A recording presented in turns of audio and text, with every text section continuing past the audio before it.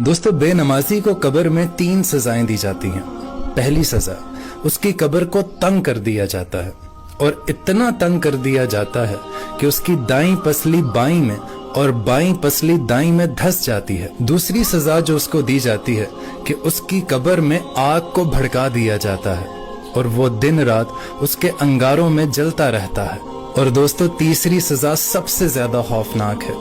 उसकी कब्र में एक गंजा सांप मुसल्लत कर दिया जाएगा जिसका नाम अशजाउल अकरा होगा।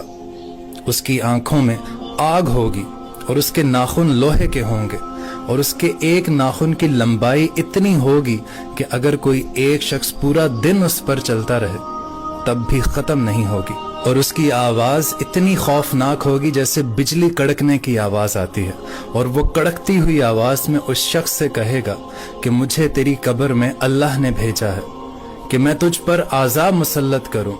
अगर तूने फजर की नमाज छोड़ी है तो तुझे फजर से लेकर जोहर तक अजाब दूं, जोहर से लेकर असर तक दूं, असर से लेकर मगरिब तक दूं और इशा से लेकर सुबह तक तुझे अजाब दूं।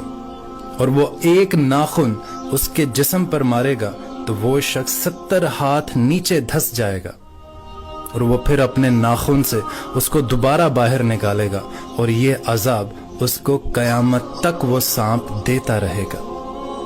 अल्लाह ताला से दुआ है कि हम सबको 5 वक्त का नमाजी बना।